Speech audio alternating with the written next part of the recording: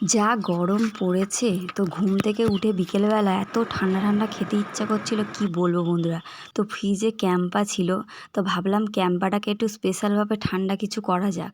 তো যেই ভাবা সেই কাজ, তো ওই জন্যে তো শুরু করে দিলাম। তো ওই ক্যাম্পাটা দিয়ে একটু অন্য স্পেশাল কিছু করতে, তা সেটাই তোমাদের সাথে শেয়ার করছি। তো তোমরা পুরো ভিডিওটা দেখো, আর যারা যারা এখনও ফলো করোনি প্লিজ ফলো করে পাশে থেকো। তো দেখো এই যে আমি পালস লজেন নিয়ে নিয়েছি, জলজিরা নিয়ে নিয়েছি, আর লেবু নিয়ে নিয়েছি। তো পালস লজেনটা গুঁড়ো করে নিলাম, আর জলজিরাটা দেখো প্যাকেটটা কেটে একটা প্লেটে ঢেলে নিলাম, আর ওর মধ্যে ওই যে পালস লজেন্সের গুঁড়ো মিশিয়ে নিলাম।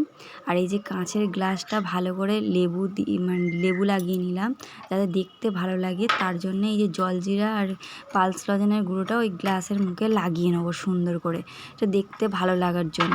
তো লাগানো হয়ে গেছে, তো এর মধ্যে এবার এই যে পালস লজেন গুঁড়ো করে রেখেছি সেটা দিয়ে দেবো।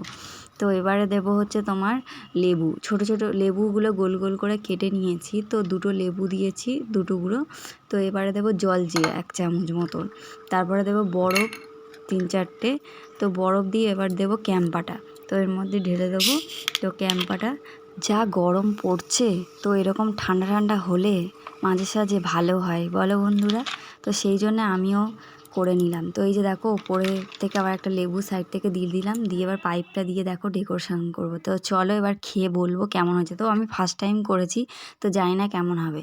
তো এই যে খাচ্ছি, সত্যি কথা বলতে ভালোই লেগেছে, খেতে দারুণ হয়েছে। তোমরাও করে খেও, ভালো লাগবে। তো ভিডিওটা কেমন লাগলো জানিও বন্ধুরা। টাটা।